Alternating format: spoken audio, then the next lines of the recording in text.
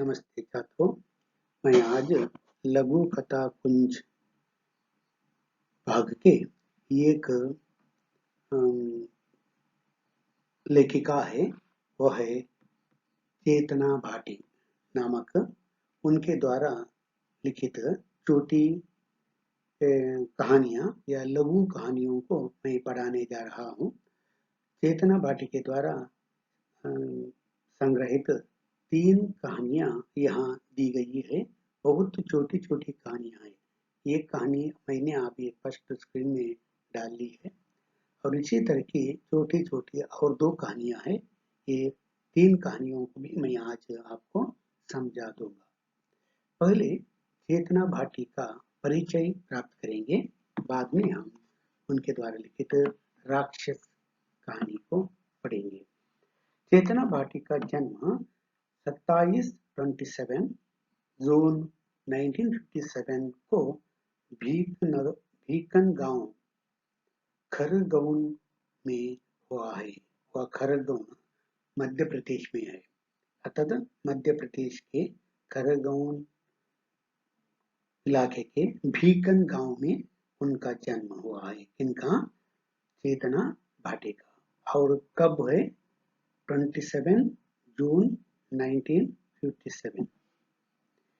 BSc MA LLB करने वाली चेतना की 8 कृतियां प्रकाशित है। अर्थात उनका शिक्षण बीएससी एलएलबी हुई है और एमए भी हुआ है और उसने 8 कृतियां साहित्य कृतियों को लिखी है और वह प्रकाशित हुई है।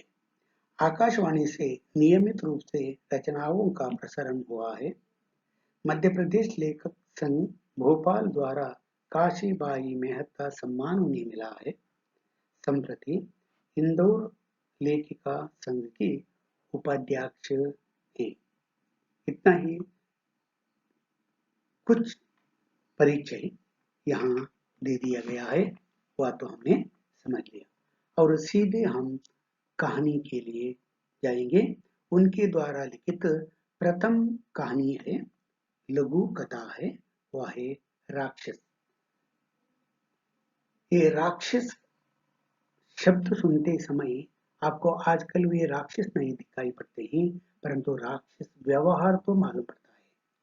जो क्रूर व्यवहार होता है, भ्रष्टाचार होता है, अन्याय होता है, धोखा होता है, उसे राक्षसत्व कहते हैं। पहले एक बूढ़ी दादी माँ है। ये दादी माँ एक कहानी सुना रही है अपने चिंटू के साथ। चिंटू की दादी माँ है वह, चिंटू की दादी माँ है। ये चिंटू की दादी माँ चिंटू से कहानी बता दे रही है कि रामायण की ये घटना को लेकर, और वह घटना को लेकर कहानी बताते ही एक तत्व को वही प्रस्तुत करती है कि हमारे देश में जो राक्षसत्व का व्यवहार होने लगा है, परंतु इसके बारे में कोई चिंता नहीं करते। वह क्या है देखेंगे। ಅಂದ್ರೆ ಈಗ ಎಲ್ಲಿಯೂ ರಾಕ್ಷಸರ ವ್ಯವಹಾರ ಇದ್ದೇ ಹೊರತು ರಾಕ್ಷಸರು ಕಾಣುವುದಿಲ್ಲ. ಆದರೆ ರಾಕ್ಷಸರ ವ್ಯವಹಾರ ಹೇಗಿರ್ತದೆ? ಅನ್ಯಾಯ, ಅನಾಚಾರ, ಧ್ವಂಸ, ಹಿಂಸೆ, ಕೊಲೆ ಇದೇ ಆಗಿರ್ತದೆ. ಮಾನವೀಯತೆ ಎಂಬುದೇ ಇರುವುದಿಲ್ಲ. ಆದರೆ ದೇಶದಲ್ಲಿಯೂ ಹಾಗೆ ಈಗ ಮಾನವೀಯತೆಯೇ ಇಲ್ಲದೆ ಕಾಣ್ತಾ ಇದೆ. ಅಮಾನವೀಯ ಕೃತ್ಯಗಳು ಇದೆ. ಆದರೆ ನಾವು ಪುರಾಣ ಕಾಲದಲ್ಲಿ ಇಂಥ ಅಮಾನವೀಯ ಕ್ರಿಯೆಗಳು ಅಥವಾ ನಡವಳಿಕೆಗಳನ್ನು ಬಂದಾಗ ದೇವರೇ ಒಂದು ರೂಪದಲ್ಲಿ ಬಂದು ಆ ದುಷ್ಟರ ಸಂಹಾರ ಮಾಡ್ತಿತ್ತು, ರಾಕ್ಷಸರ ಸಂಹಾರ ಮಾಡ್ತಿತ್ತು. ಅದೇ ರೀತಿಯ ಒಂದು ಕಥೆ ಇದೆ ರಾಮಾಯಣದಲ್ಲಿ. ಈ ಕಥೆಯನ್ನು दादी माँ ಹೇಳ್ತಾ ಇದ್ದಾರೆ. दादी माँ चिंटू से कहने लगी है, देख लीजिए कि दादी माँ कहानी सुना रही थी। इनसे? चिंटू से। ऋषि विश्वामित्र राजा दशरथ के पास आए और राजकुमारों को उनके सहायतार्थ भेजने का अनुग्रह करते हुए अपनी व्यथा बताने लगे। राक्षस उत्पात मचाते रहते ही, हमारी साधना और शांति भंग करते ही, हवन कुंड में नरमुंड डालकर पवित्र वातावरण को दूषित करते ही। हाँ हाँ, मैंने देखा था टीवी पर, वे नियंत्रण रेखा पार कर घुसपैठ करते ही। चिंटू तपाक से बोल पड़ा, और हमारे राजकुमार भी तो किस बहादुर से डटे हुए हैं मोर्चे पर। उन्हें खदेड़ने में अपनी जान की परवाह किए बगैर दाम दादी माँ ने गहरी सांस ली। प्लेन से उतरते पेटी बंद शहीदों का दृश्य उनकी आंखों में घूम गया और वे नम हो गई। देख लीजिए, यहाँ ऋषि विश्वामित्र राजा दशरथ के पास आने की वो एक घटना है। अर्थात दादी माँ अपने बेटे को, चिंटू को कहानी सुना रही है। कौन सी कहानी है देख लीजिए। कौन सी कहानी है कि ऋषि विश्वामित्र तपस्या कर रहा था आश्रम में रहकर। आश्रम में राक्षस लोग उनको तरह तरह की हिंसाएं कर रहे थे, उत्पात कर रहे थे, और उनके जो हवन कुंड है, हवन कुंड अर्थात होम कुंड, तो उनमें नर मुंड को डालते थे। अर्थात ना, मनुष्य को मरवा डालते हैं और उसका मुंड को लाकर उनके होम कुंड में डालकर वह भ्रष्ट करते थे, अन्याय करते थे, अपराध करते थे। ये घटना को यही दादी माँ कहती है। ಕತೆ ಏನಾಯ್ತು ಸರಿ ಅರ್ಥ ಮಾಡ್ಕೊಳ್ಳಿ. ವಿಶ್ವಾಮಿತ್ರನಿಗೆ ಅವನು ಆಶ್ರಮದಲ್ಲಿ ಯಾವ ಯಜ್ಞ ಯಾಗ ಅಥವಾ ಹವನಗಳನ್ನು ಮಾಡ್ತಾ ಇದ್ದಾನೆ, ಅಂತಕ್ಕೆ ಈ ರಾಕ್ಷಸರು ಉಪಟಳ ಮಾಡ್ತಾ ಇದ್ದಾರೆ, ಅನ್ಯಾಯ ಮಾಡ್ತಾ ಇದ್ದಾರೆ, ಹಿಂಸೆ ಮಾಡ್ತಾ ಇದ್ದಾರೆ. ಯಾವಾಗ ಅವನು ತಪಸ್ಸಾಚರಣೆ ಮಾಡ್ತಾ ಯಜ್ಞ ಮಾಡ್ತಾ ಇರ್ತಾನೆ, ಆ ಯಜ್ಞ ಕುಂಡಕ್ಕೆ ಇವಳು ಮನುಷ್ಯನನ್ನು ಕೊಂದು ಅವನ ಶವವನ್ನು ತಂದು ಅದರಲ್ಲಿ ಹಾಕಿ ಅದನ್ನು ಭ್ರಷ್ಟ ಮಾಡ್ತಾ ಇದ್ದಾರೆ. ಈ ಉಪಟಳ ತಡೆಯಲಿಕ್ಕೆ ಆಗದೆ ಅವನೇನು ಮಾಡ್ತಾನೆ, ಸೀದಾ ಅಯೋಧ್ಯೆಗೆ ಬರ್ತಾನೆ. ಅಯೋಧ್ಯೆಗೆ ಬಂದು राजा दशरथ से मांगता है, क्या मांगता है, अपने बेटों को, राम और अन्य बेटों को मेरे साथ भेज लीजिए और राक्षसों का संहार करवा दीजिए। रिक्वेस्ट करने के लिए वह आता है। ये घटना देख लीजिए। ऋषि विश्वामित्र राजा दशरथ के पास आए और राजकुमारों को, राजकुमार कौन है, दशरथ के पुत्र। दशरथ को कितने पुत्र थे, ಎಷ್ಟು ಮಕ್ಕಳಿದ್ರು, 4, राम, लक्ष्मण, भरत, शत्रुघ्न। उन बेटों को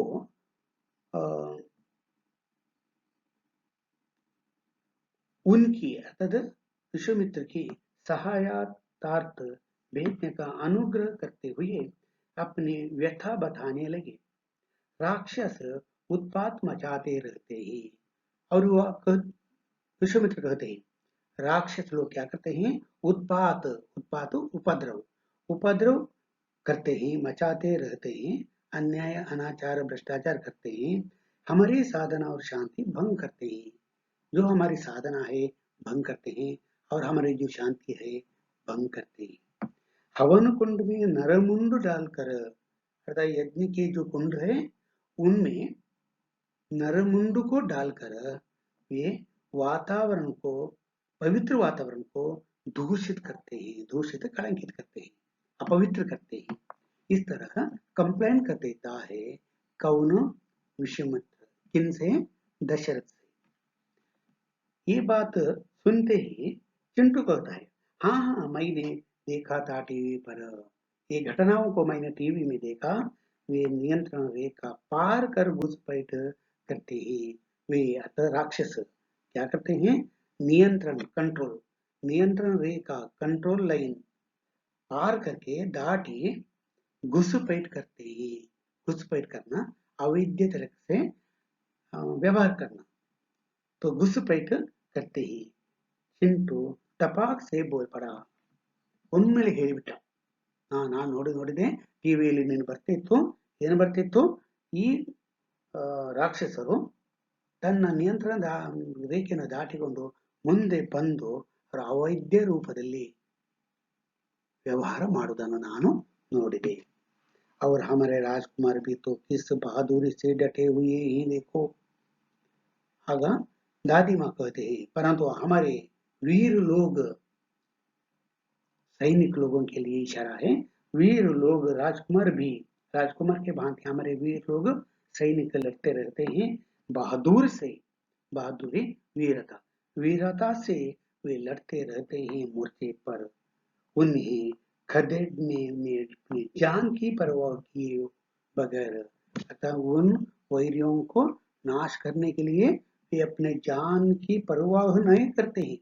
ತನ್ನ ಪ್ರಾಣದ ಪರವಾಹಿ ಇಲ್ಲದೆ ಅವರು ಹೋರಾಟ ಮಾಡ್ತಾರೆ. ಗಡಿಯಲ್ಲಿ ನಿಂತುಕೊಂಡು ಮತ್ತೆ ತನ್ನ ಪ್ರಾಣವನ್ನು ಅರ್ಪಣೆ ಮಾಡ್ತಾರೆ. दादी माँ ने गहरी सांस ली.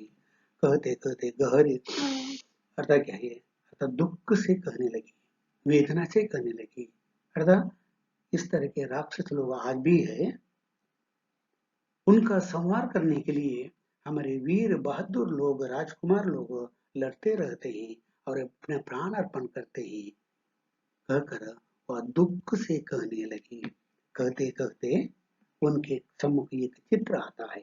क्या है, प्लेन से उतरते पेटी बंद शहीदों का दृश्य उनकी आंखों में घूम गया. कहते कहते उनकी आंखों के सम्मुख एक चित्र आता है. क्या है, किसी राज्य में उनकी हत्या होती है, हमारे सैनिकों की वीरता से लड़ने वाले, परंतु वह प्लेन के द्वारा हमारे गांव में उतरती है और शहीद के रूप में हमारे यहाँ शव आते हैं. वह दृश्य दिखला नहीं पड़ा तो उनकी आंख के सम्मुख वह चित्र घूम गया. वे नम हो गई, अर्थात वह बहुत दुखी हो गई. तो कुल मिलाकर इस राक्षस कहानी तो इतनी सुलभ है. हमारे देश में देश की रक्षा के लिए लड़ने वाले वीर योद्धाओं के बारे में लेखक बताते हैं चेतना भाटी जी. आजकल भी राक्षस हैं, परंतु आज लड़ाई करने वाले हमारे वीर योद्धा भी है. परंतु समाज रक्षा करने के लिए जो विश्वामित्र जैसे वीर तो नहीं, विश्वामित्र जैसे तो होना चाहिए और राक्षसों का वध करने के लिए आज राम भी चाहिए या लक्ष्मण भी चाहिए. ये बात हमें राक्षस कहानी के माध्यम से लेखिका बताती है. कहानी तो समझ में आई है ना. दादी माँ ಕಥೆಯನ್ನು ಹೇಳ್ತಾ ಇದ್ದಾಳೆ. ಏನು ಹೇಳ್ತಾ ಇದ್ದಾಳೆ, ವಿಶ್ವಾಮಿತ್ರನು ದಶರಥನ ಹತ್ರ ಬಂದು ಹೇಳ್ತಾ ಇದ್ದಾನೆ, ನನ್ನ ಆಶ್ರಮದಲ್ಲಿ ಯಜ್ಞ ಯಾಗಗಳನ್ನು ಮಾಡಲಿಕ್ಕೆ ಬಿಡ್ತಿರಲಿಲ್ಲ ರಾಕ್ಷಸರು, ಅವರ ಸಂಹಾರ ಮಾಡಲಿಕ್ಕೆ ನಿಮ್ಮ ಮಕ್ಕಳನ್ನು ಕಳಿಸಿಕೊಡಿ ಅಂತ ಹೇಳಿ. ಇಷ್ಟರವರೆಗೆ ಚಿಂಟು ಹೇಳ್ತಾ ಇದ್ದಾನೆ. ಏನು ಹೇಳ್ತಾ ಇದ್ದಾನೆ, ಏನಂತ ಹೇಳಿದ್ರೆ, ನಾನು ಈ ಚಿತ್ರವನ್ನೆಲ್ಲ ಟಿವಿಯಲ್ಲಿ ನೋಡಿದ್ದೇನೆ. ಆಗ ದಾದಿಮಾ ಹೇಳ್ತಾ ಇದ್ದಾಳೆ, ಈ ನಮ್ಮ ದೇಶದ ರಕ್ಷಣೆಗೋಸ್ಕರ ವೀರತನಲ್ಲಿ ಹೋರಾಟ ಮಾಡಲಿಕ್ಕೆ ಆ ನಮ್ಮ ರಾಜಕುಮಾರರು ಹೋರಾಟ ಮಾಡ್ತಾ ಇದ್ದಾರೆ. ಮತ್ತೆ ಆ ಹೋರಾಟ ಯಾವ ರೀತಿ, ತನ್ನ ಪ್ರಾಣವನ್ನು ಪಣವಾಗಿ ಇಟ್ಟುಕೊಂಡು ಹೋರಾಟ ಮಾಡ್ತಾರೆ ಅಂತ ಹೇಳ್ತಾ ಕಣ್ಣೀರು ಸುರಿಸ್ತಾಳೆ ದಾದಿಮಾ. ಯಾಕೆಂದ್ರೆ ಹೇಳ್ತಾ ಇರುವಾಗ ಅವರ ಕಣ್ಣಲ್ಲಿ ಎದುರುಗಡೆ ಏರೋಪ್ಲೇನ್ ಮೂಲಕ ದೇಶಕ್ಕೆ ಹೋರಾಟ ಮಾಡಿದರ ಸೈನಿಕರ ಶವ ಇಳಿಯುವುದನ್ನು ಅಥವಾ ಶವದ ಪೆಟ್ಟಿಗೆ ಇಳಿಯುವುದನ್ನು ಅವಳ ಕಣ್ಣ ಮುಂದೆ ದೃಶ್ಯ ಕಂಡು ಬರ್ತಾ ಇದೆ. ಆ ದೃಶ್ಯ ಕಾಣ್ತಾ ಅವಳ ಕಣ್ಣೀರು ಜಾಸ್ತಿ ಆಗ್ತಾ ಉಂಟು. ಅವಳು ಬಹಳ ದುಃಖದಲ್ಲಿ ಆ ಮಾತನ್ನು ಹೇಳ್ತಾ ಇದ್ದಾಳೆ. ಹಾಗಾಗಿ ಇಲ್ಲಿ ರಾಕ್ಷಸರ ವಧೆ ಮಾಡಬೇಕು ಎಂಬುದೇ, ರಾಕ್ಷಸರ ಈಗ ಆ ರಾಕ್ಷಸರಿಲ್ಲದಿಲ್ಲದ್ರೆ ದುಷ್ಟರ ಸಂಹಾರ ಮಾಡಬೇಕು ಎಂಬುದು ಚೇತನಾ ಭಾಟಿಕ ವಿಚಾರ. और दूसरी और भी छोटी कहानी है, सुनामी सड़क। दूसरी है सुनामी सड़क, बहुत छोटी है, पहली बार मैं उसे पढ़ दूंगा। नटखट नन्हे को सुलाने की असफल कोशिश करते उसने पाया, बचाओ बचाओ का शोर है चहुँ ओर। सैकड़ों वृक्ष डर गए, हजारों आशियाने उजड़ गए। शहर से बदहवास उड़ती आती चिड़िया से उसकी देहातान देहातन सखी ने पूछा, का सकी सुनामी ना सकी सड़क। बेहोश होकर लुढ़कने के पहले हामते हुए वह बोली थी। देहातान ने झट घबरा कर बच्चे को सीने से लगाया। बेटा सो जा, नहीं तो सड़क आ जाएगी। सहमा बच्चा सिकुड़ कर सो गया। सड़क चौड़ीकरण ने सब कुछ समेट लिया था। सुनामी सड़क, सुनामी सड़क। सुनामी शब्द तो आपको बहुत प्रचलित शब्द है, क्योंकि कुछ वर्ष पहले तमिलनाडु में सुनामी आई थी। उस सुनामी आने के कारण तो पानी अम, इस तरह बंगाला कुल्ली से इस तरह आया है, अधिकतर गांव ही डूब गया था, सर्वनाश हुआ था। तो सर्वनाश करने वाली वह सुनामी है, अर्थात नाशकारक शब्द आज हम उसको उपयोग करते हैं। वह सुनामी के तरह आता है, अर्थात क्या है, नाशकारक के रूप में आता है। इसी तरह आज यही चेतना भाटी जी बताते हैं कि वह सुनामी सड़क पर सुनामी आई है, अर्थात सड़क नाश होने लगा है। वह क्या है? मुख्य रूप से आपको देख लेना चाहिए, नगरीकरण। ये नगरीकरण के कारण क्या होता है? शहरीकरण या नगरीकरण से सड़क को विस्तार करते जाते हैं, बड़ा करते जाते हैं। विस्तार करते करते दोनों ओर जो घरबाज है उनको नाश कर देते हैं, निकाल देते हैं, और जनसंख्या अधिक होती जा रही है नगरों में। इससे क्या होता है? एक ओर से सुनामी के समान होना है। तो यहाँ एक घटना को पहले याद करना है। शहर की एक चिड़िया है और एक चिड़िया है देहातन, अर्थात ग्रामीण। देहात की शब्द से आया है देहात। ग्रामीण की एक एक चिड़िया है और शहर की एक चिड़िया है। और शहर में क्या हुआ है ये बात पहले बताता है। तो शहर में रहने वाली चिड़िया आज बहुत डरने लगी है। वही सुनामी आई है, वह प्राकृतिक रूप से जो मैंने बंगाला कुल्ली से आने वाली सुनामी है वह नहीं। आज सड़क की सुनामी आई है, सड़क की सुनामी आई है। सड़क की सुनामी कैसी होती है देख लीजिए। रस्ತೆಯ ಸುನಾಮಿ ಅಂದ್ರೆ ಏನು ಅಂತ ಹೇಳಿದ್ರೆ, नगरಗಳಲ್ಲಿ जनसंख्या जास्ती आती है, तो लोग अधिक आते समय, जनसंख्या अधिक होते समय वो बड़े बड़े इमारतों को बांधना पड़ता है। तो बड़ी बड़ी इमारतों को बांधते समय सड़क को विस्तार करना पड़ता है। तो इतना विस्तार करते समय उनके दोनों ओर रहने वाले जो बिल्डिंग है उसे निकाल देना पड़ता है। तो इस तरह वह सड़क को बड़ा करने के लिए जो वे कामकाज करते हैं वह सुनामी कहता है लेखक।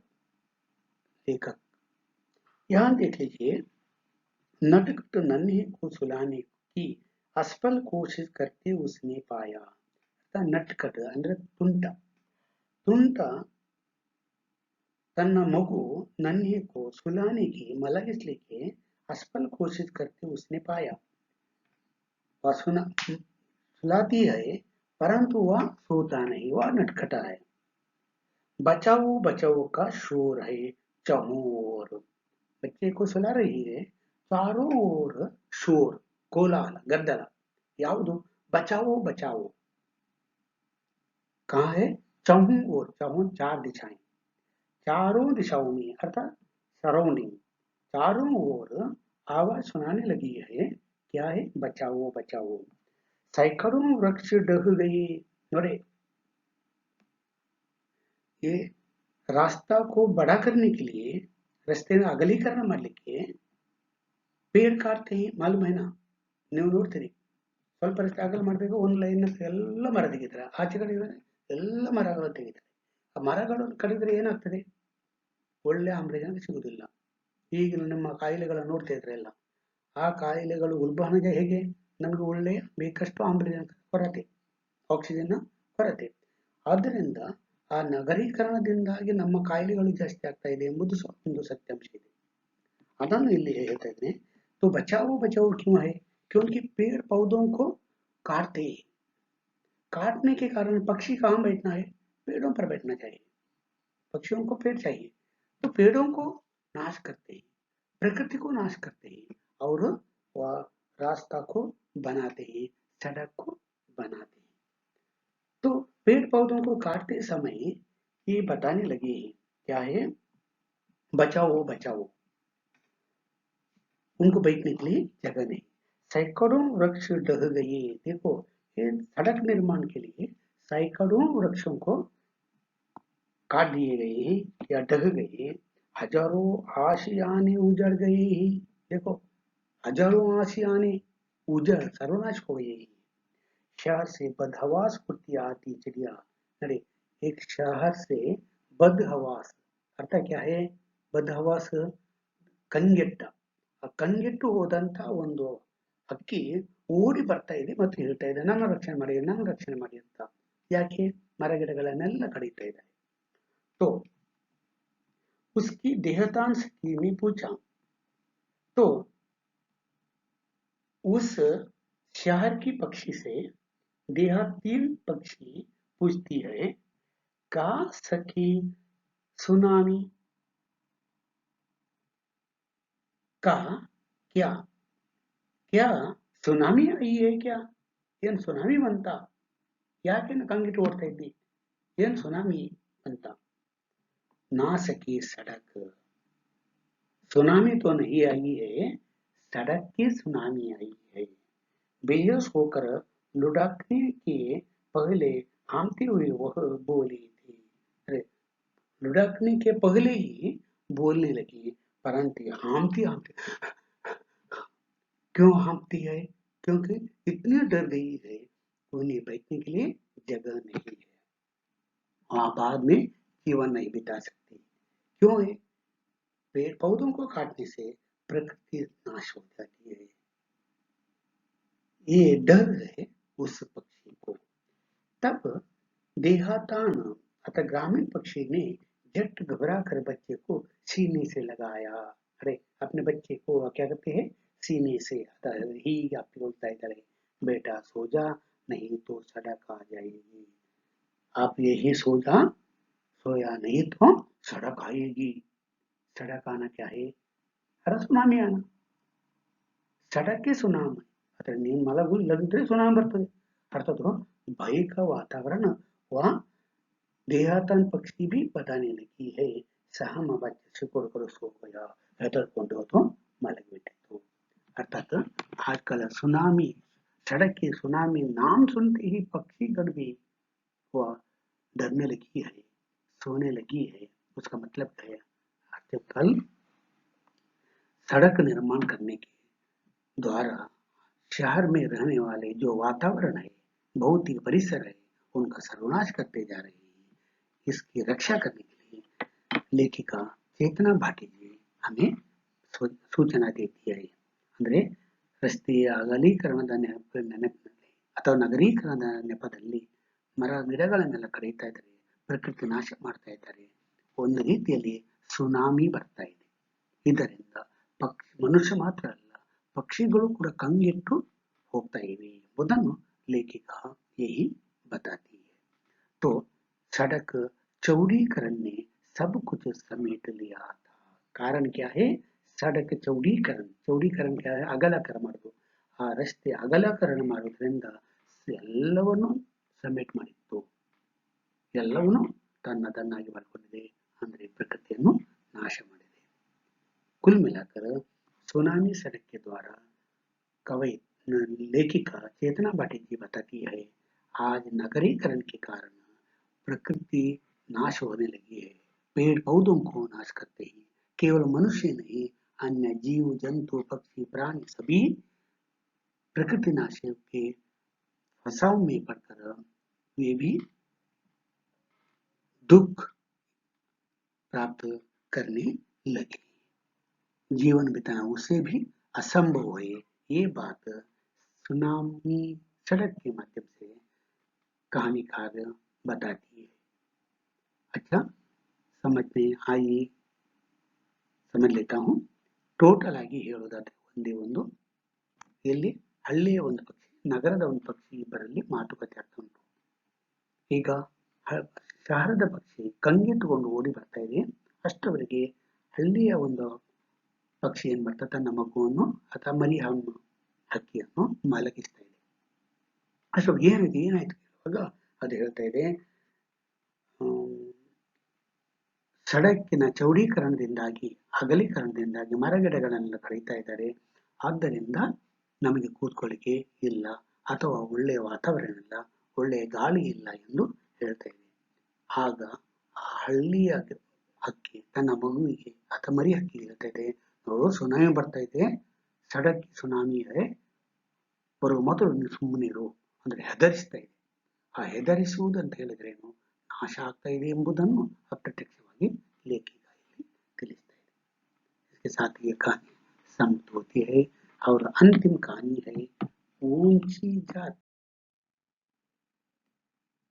वह प्रतिदिन बंगले के सामने की सड़क पर झाड़ू लगाती बंगले का आंगन गहरी झाड़ती उनके पालतू कुत्तों द्वारा की गई गंदगी साफ करती बंगले के पिछवाड़े गया गाय भैंसों के बाड़े में पड़ा गोबर उठाती नाली की सफाई करती और बंगले के सभी प्रसाधन कक्षा धोकर चमकाती उस दिन भी वह आई प्रतिदिन का कार्य किया और एक और खड़ी हो गई आज उसके वेतन का दिन था मालकिन घर से बाहर निकली उसने दोनों हथेलियां जोड़कर अंजूरी बनाकर मालकिन के सामने फैला दी मालकिन ने थोड़ा बचते हुए हाथ ऊपर करके उसकी अंजूरी में नोट टपका दिया जैसे भिखारी को भीख दे रही हो उनके विदेशी गेस्ट ने यह सब देखा और द्विभाषी के माध्यम से पूछा रुपये इस तरह क्यों दिए गए क्योंकि वह अस्पृश्य नीची जाति की है द्विभाषी ने बताया नीची जाति की क्यों है विदेशी मेहमान ने भोलेपन से प्रश्न किया क्योंकि वह नीचा काम करती है गंदगी उठाती है सफाई करती है द्विभाषी ने व्याख्या दी तो गंदगी फैलाना ऊंचा काम होता है आपके यहाँ जो गंदगी फैलाते हैं ऊंची जाति की कहलाते हैं और जो सफाई करते हैं नीची जाति की कहलाते हैं क्या उसे सामान्य कामकाजी महिला नहीं कर सकते वह अपना वेतन ले रही है भीख नहीं व्याख्या समझने की कोशिश में विदेशी अतिथि ने प्रश्नों की जो बौछार की उससे बचने के लिए मालकिन के साथ दुबासी भी कोई छतरी नहीं ढूंढ पाए तो कुल मिलाकर ये बहुत छोटी कहानी है परंतु उनमें बहुत अर्थ आज एक सामाजिक असमानता है जातीयता की समस्या है जातीयता की जो समस्या है वह समस्या को लेकर यह कहानी लिखी गई है यही दो महिलाएं एक घर की मालकिन है द्विभाषी है और एक विदेशी महिला है एक विदेशी महिला द्विभाषी के घर में रही है तो वही एक घटना हुई है एक घटना हुई है एक स्त्री घर का काम काज करती है वह नीची जाति कहलाने वाली है यहाँ। वह घर में आती है, फुल दिन भर काम करती है और उनसे वेतन प्राप्त करती है, और वह प्रतिदिन बंगले के सामने की सड़क पर झाड़ू लगाती है। अतः वो काम वाली क्या करती है, सुबह आती है, बंगले के सामने झाड़ू लगाती है, कसगुडिस्ताಳೆ। बंगले के आंगन ಗ್ಯಾರೇಜ್ झाड़ती है। ಆ ಬಂಗಲೆಯ ಗ್ಯಾರೇಜು ಮತ್ತು ಜಾಗವನ್ನೆಲ್ಲ ಕ್ಲೀನ್ ಮಾಡ್ತಾರೆ। उनके पालतू कुत्तों द्वारा की गई गंदगी साफ करती है। साफ नाई पालतू साफ नाಯಿಗಳು ಏನು ಹೊಲಸು ಮಾಡಿತ್ತು उन गंदगी को वह साफ करती है। बंगले के पीछे वह गाय भैंसों के बाड़े में पड़ा गोबर उठाती है। ಆ ಬಂಗ್ಲೆ ಹಿಂಬದಿಯಲ್ಲಿ ಏನು ದನ ಕರುಗಳದ್ದು जो गोबर है सगनी, उसको भी वह क्लीन करती है। नाली की सफाई करती है। बंगले के सभी प्रसाधन कक्षा धोकर चमकाती है। ಎಲ್ಲ ಕೋಣೆಗಳನ್ನು ಅದು ಹೊಳಿಸುತ್ತಾಳೆ। उस दिन भी वह आई। एक दिन की घटना है। इस तरह काम करने वाली उस दिन आती है, सभी काम करती है। प्रतिदिन का कार्य किया और एक और खड़ी हो गई। काम काज करने के बाद ಕೇಳಲಿಲ್ಲ ಬಂದು ಮಧ್ಯದಲ್ಲಿ ನಿಂತು। आज उसके वेतन का दिन था। सैलरी वेतन सैलरी होने का वो दिन था। मालकिन घर से बाहर निकली।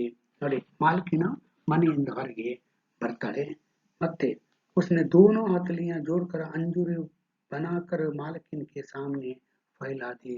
इस तरह करके इस तरह किया, दोनों हाथों को इस तरह जोड़कर अंगुली बनाकर उनके सम्मुख रखा तो फैला दी। मालिक ने थोड़ा बचते हुए हाथ ऊपर करके उसकी अंजूरी में ನೋಟ್ ಟಪಾಯಿ ಹೀಗೆ ಹಿಡ್ಕೊಂಡಿದ್ದಾರೆ ಅವರು, ಹೀಗೆ ದೂರದಿಂದ ಹಣವನ್ನು ಹಾಕ್ತಾ ಇದ್ದಾರೆ। वह पैसे या नोट को टपका देती है, जैसे भिखारी को भीख दे रही हो।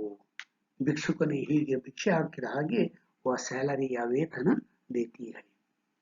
दिन भर उसने काम काज किया है, ईमानदारी से काम किया है, क्लीनिंग किया है, परंतु उनको वह अंजूरी फैला कर रखती है और ऊपर से नोट को टपका देती है। कौन है, मालकिन। किस तरह वह टपका देती है, भिखारी को भीख देने के समान। उनके विदेशी गेस्ट ने यह सब देखा और द्विभाषीय के माध्यम से पूछा। द्विभाषीय के माध्यम से वह पूछती है, रुपए इस तरह क्यों दिए गए, इस तरह ऊपर से क्यों टपका दिया है। वह विदेशी महिला पूछती है, क्योंकि वह अस्पृश्य है। द्विभाषीय कहती है वह अस्पृश्य है, नीची जाति की है, लो कास्ट की है, निम्न जाति की है। द्विभाषी ने बताया। नीची जाति क्यों है, वह विदेशी महिला पूछती है। ಯಾಕೆ ಅವಳು ನೀಚ ಜಾತಿ ಆಗ್ತಾಳೆ, ವಿದೇಶಿ ಮೆಹಮಾನ್ ने भोलेपन से प्रश्न किया। ಮುಗ್ಧತೆಯಲ್ಲಿ ಕೇಳ್ತಾರೆ, ಅವಳು ಯಾಕೆ ಕೆಳ ಜಾತಿ ಅವಳಾಗ್ತಾಳೆ, ಆಗ क्योंकि वह नीच काम करती है। ಯಾಕೆ ಅವಳು नीच जाति ಆಗ್ತಾಳೆ, नीचा काम करने वाली है, इसलिए वह नीच जाति वाला। गंदगी उठाती है, सफाई करती है। द्विभाषी ने व्याख्या दी। सफाई करती है, गंदगी उठाती है और निचली जाति मानी जाती है, नीचा काम करने वाली। तो क्या गंदगी फैलाना ऊंचा काम होता है आपके यहाँ? गंदगी को उठाने वाले नीचे होते तो गंदगी को फैलाने वाले क्या श्रेष्ठ होते हैं। ಎಲ್ಲೆಲ್ಲೂ ಕೊಳಕು ಮಾಡುವವರು ಮೇಲ್ವರ್ಗರು, ಕೊಳಕನ್ನು ತೆಗೆಯುವವರು ಕೆಳ ಜಾತಿಯವರು ಹೇಗಾಗ್ತಾರೆ, ಈ ಪ್ರಶ್ನೆ है विदेशी महिला की। जो गंदगी फैलाते हैं ऊंची जाति की कहलाते हैं। गंदगी फैलाने वाले ऊंची जाति के होते हैं और जो सफाई करते हैं नीच जाति की कहलाते हैं।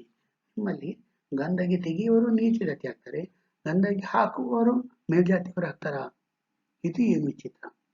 ಕೊಳಕು ಮಾಡುವವರನ್ನು ನಾವು ಕೆಳ ಜಾತಿಯವರು ಹೇಳಬೇಕು, ಕೊಳಕು ಹೇಳಬೇಕು, ಹೊರತು ಕ್ಲೀನ್ ಮಾಡುವವರಿಗೆ ಅಲ್ಲ।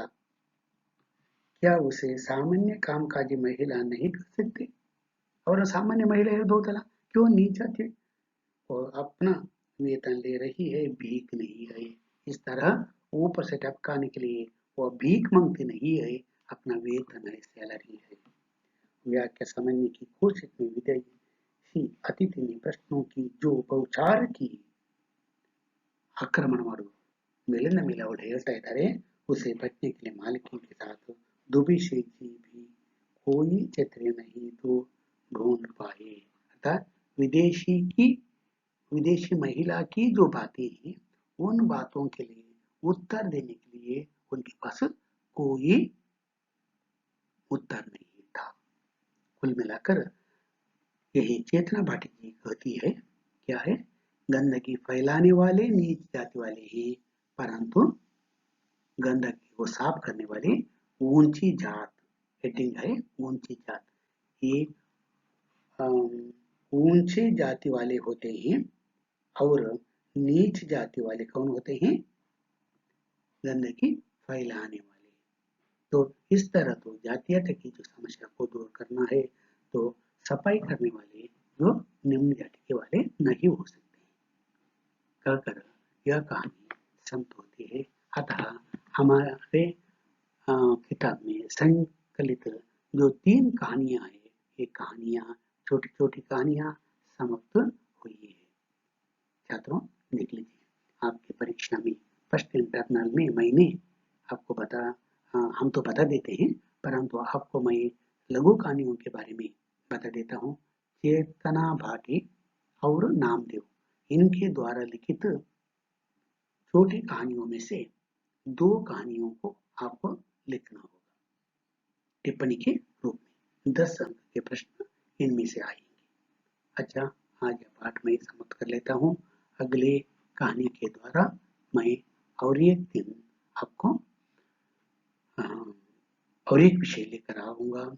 यह वीडियो देखने के लिए आपको धन्यवाद।